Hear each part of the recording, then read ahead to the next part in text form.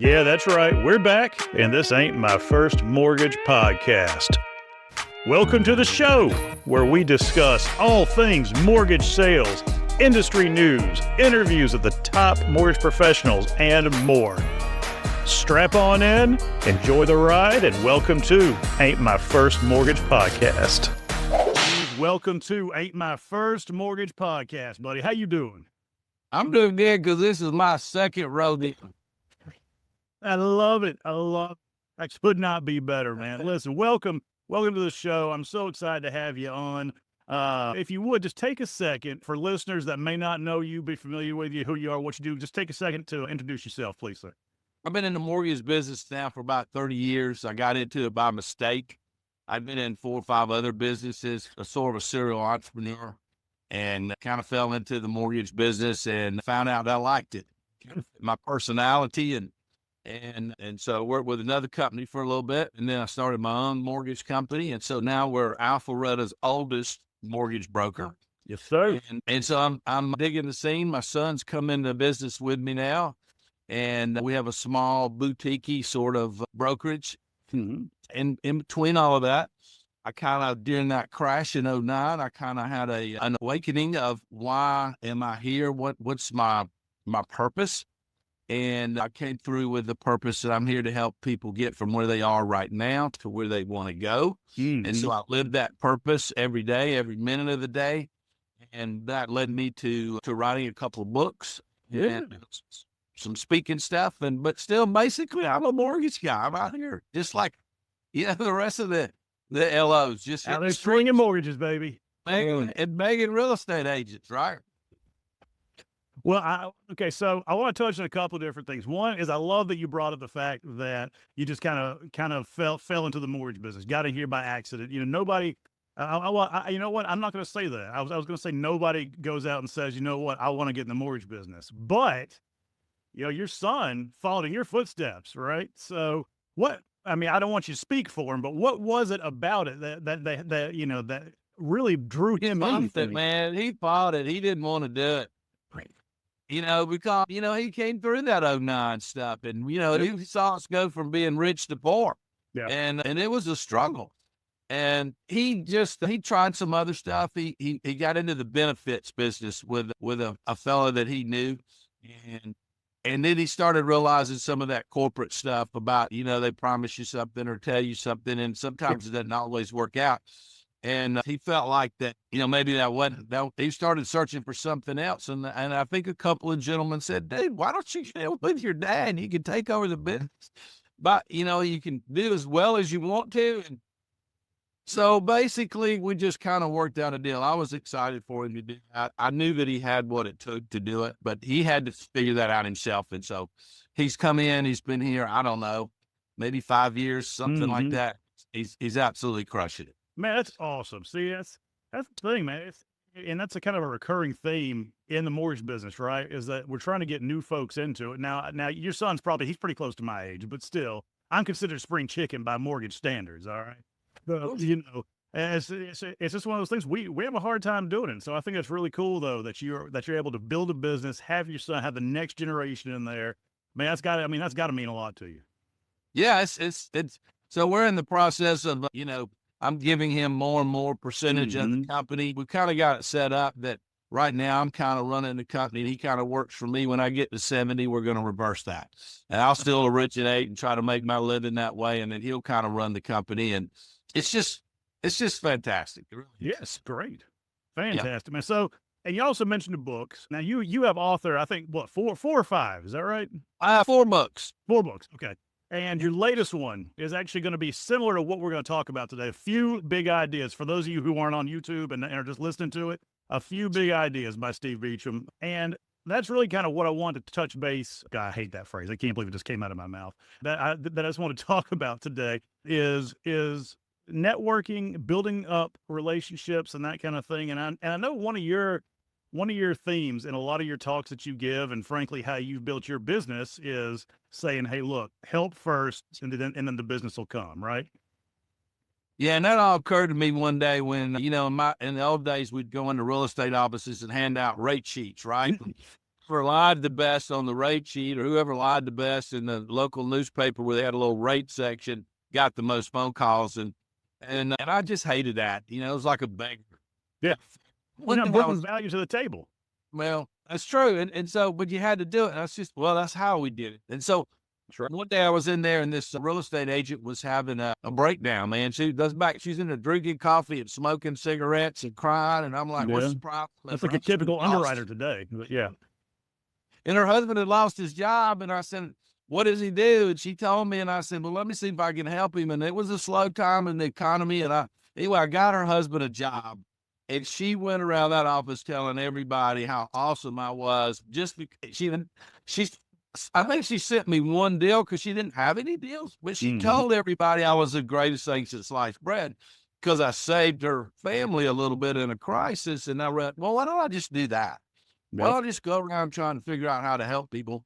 And maybe some of those people will become, advocates for me and tell other people call me. And that's kind of been my attitude. So what I find over time is I'm not a high volume guy, but my quality of life and the interactions I'm having with people, because mostly, 95% of it is referred. Some people will find me some other ways, but I mean, it's usually somebody told them to call me. Yeah. It's fantastic. So how do you build that? How do you make that, how do you turbocharge that? How do you make that happen? Bigger, better, faster, and so this book just explores all that different stuff. Like I was talking to another friend of mine that's a loan officer. He's got kids at school. I'm like, dude, you don't know it now, but you're in the prime time to meet as many people as you can, because every time you go to a practice, you go to a game, there's 12 or 15 other potential customers sitting there.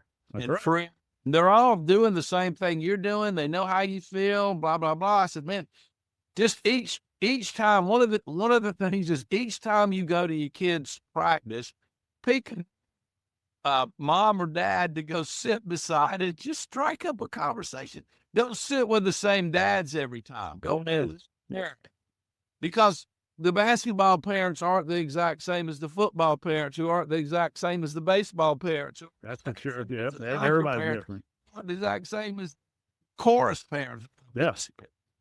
Anyway, so that's the ticket is just go meet people and be nice and just try to think about while you're there, what's going on in their life that I could possibly help them with.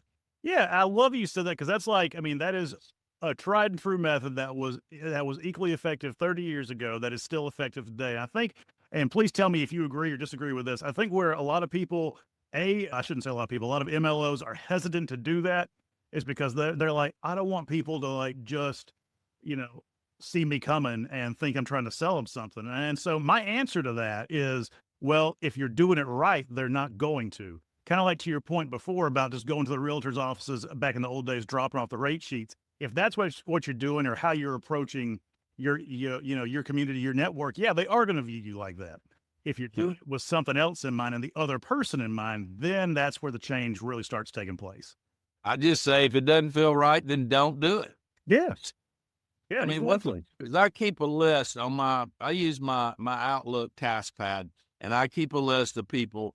So when I meet somebody and I build a little bit of a relationship, I put them on my calendar as a reminder. Their name will pop up. So today I've got like 25 names sitting here, and I'm going to look at those names and I'm going to call some of those people. Some of those people I'm going to say, you know what? I'm not in the mood to call Skip today, and I'm going to move you off to call you next month. Yeah, I think a lot of people do that for me. But don't force it. Yeah. I mean, it's gotta be natural. It's kind of like fish in a pond, right, man? If you put enough people out there that you say, I'm going to try to stay in touch with, then there'll be some people that you don't call. There'll be some people that you do.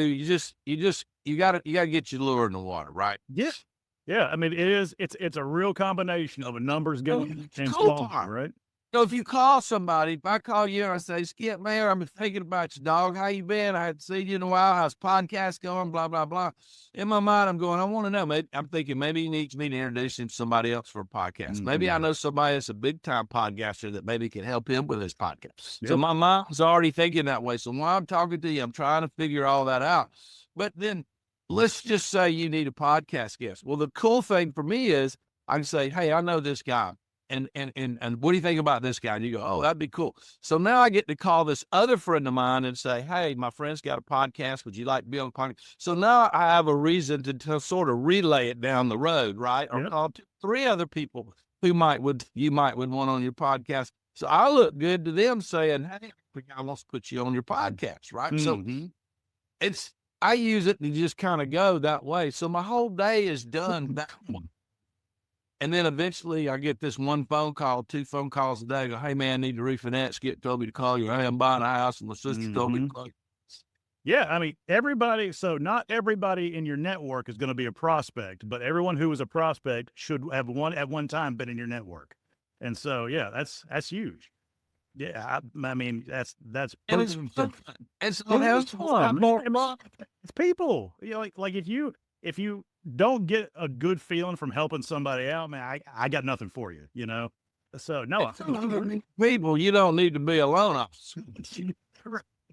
I mean, you know, it's time to start examining your career choice then. So yeah, I mean, we've found that, you know, if we can find somebody that's in the mortgage business, especially the younger folks, we find somebody that's young and they know the business because they've learned it somewhere. They just don't have a boss, or they don't have a company that's really helping them do all the things they need to do. And we can bring that person on, and we have sort of a social media sort of campaign. And so we can bring them into that. So like 1 day a month, we have what we call Video Day, Hometown Mortgage. The loan officers come in, we bring other agents, we bring whoever we want. We set up, we have a guy that just does a ton of video, and then he cuts it and splices it and puts it on our social media for us. And we spread that all out. We can find some people that need that help, and we can teach them how to present themselves on social media. Their business goes up. Yep, for sure. You know, that's kind of what I'm looking for now is people that are in the business that are young and really want to grow and like the social side of the business. And then we want to help them. If at my age, that's what's fun, right? It's not about the money. It's about seeing somebody else be successful. So going forward, you know, we've got a lot of things on the horizon in the mortgage business. We got the AI and all this kind of stuff going. Obviously, we have changing regulations all the time and blah, blah, blah. Low inventory, higher rates, if you want to call them that. Anyway, all kinds of challenges, right? What advice would you give loan officers today that you think will be just as applicable today as it will be in 10 years?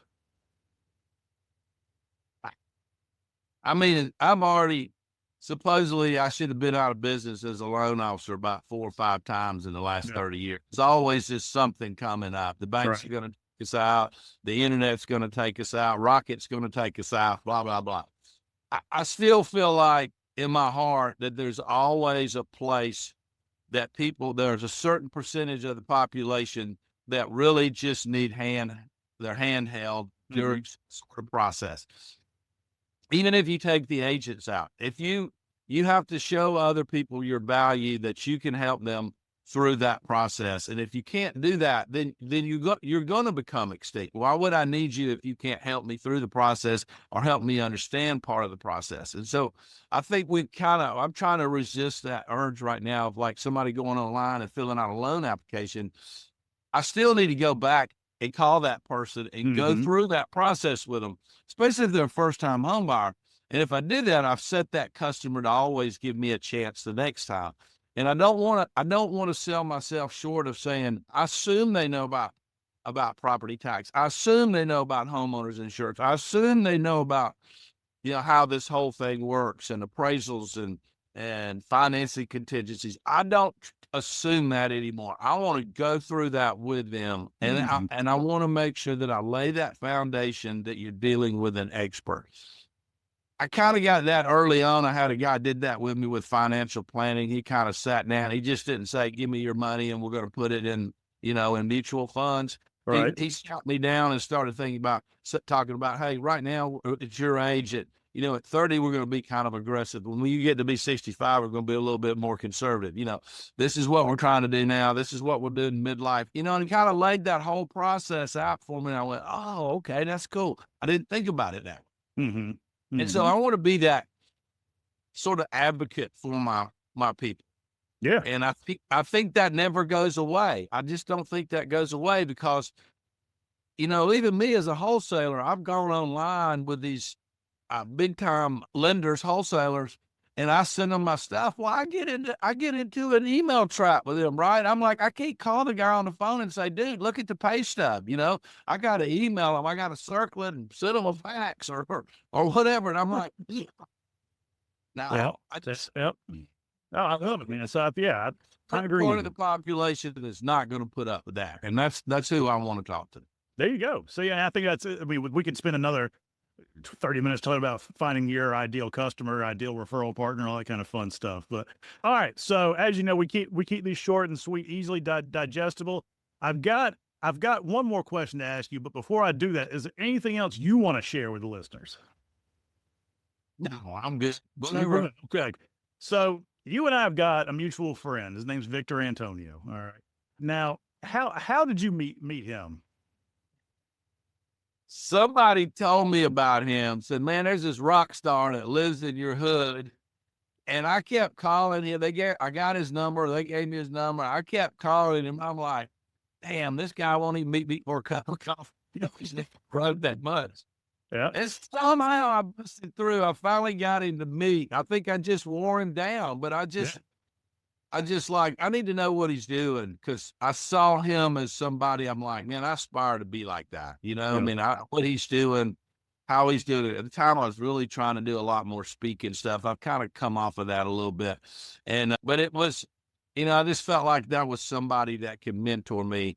And he has, and we've become buddies, and it's just sort of the same sort of process.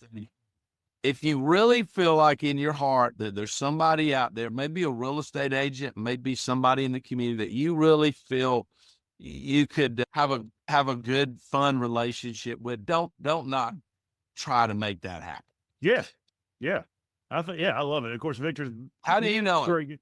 So I got exposed to Victor's content at first through the Outbound conference, which is what Jeb Blunt and and Anthony Iannarino, all them put together, and just got to spend some time with them there at a couple of the receptions. I had him on my show for my previous podcast, and we just kind of kept in touch a little bit. I mean, we're not close, but I mean, you know, obviously we kind of keep up with each other. So yeah, he's a good dude. It was just funny. I don't know if you remember this, but maybe, I don't know, a year and a half ago, you put on an event and he was going to be part of that. And that's how I made that connection. And I asked Victor about it at Outbound in Texas.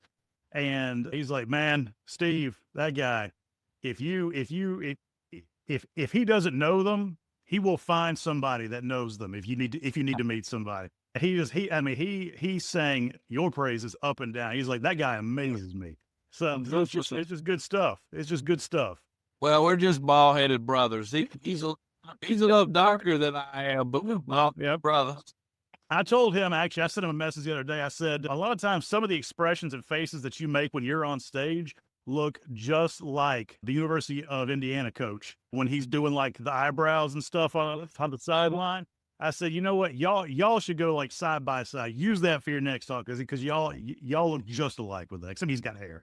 But yeah, man. All right, listen. I really appreciate your time today. Anybody that wants to get in touch with you, where should they go? What should they do?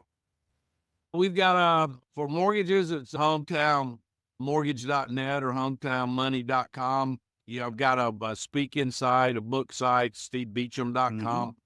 But, you know, we're not hard to find. No, you're not hard to find. Just Google it. You pop up all over the place. We're just damn glad to be here, Skip. I really appreciate you inviting me. Yeah, man, it's my pleasure.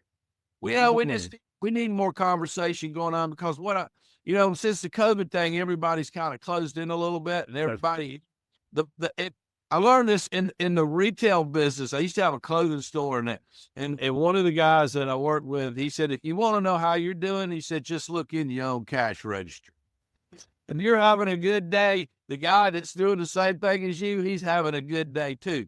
If you're having a bad day, he's having a bad day. And I have found that to be so true. That most loan officers won't talk to other loan officers. And I've always tried to do that. Bizarre to me. Yeah. Association for one time. And I met a lot of those guys, and I've stayed in contact with them. And the good people love sharing, they love helping. And you'll find everybody's got the same struggles and everybody's got the same successes. And you can learn from other people. But anyway, I just want to encourage people to really think about what's your purpose and why you're here and why you're doing what you're doing. Why did God put you on this planet with the personality that you have, with the skill sets that you have? Why? And there's got to be a reason for that. And find that little bitty small piece of what you really bring to the table and wear it out. Don't be afraid to wear it out. Just jump into conversations and say, hey, I know a little something about that. That's what I do. That's who I am. And you will find that it'll bring so much joy to your life when you really start honing down on why you're here. And that's been a big thing for me. So I want to encourage others to do that. I love it, man. Thank you so much. And listen, we'll talk soon. I appreciate you coming on the show, man. Thank you, brother.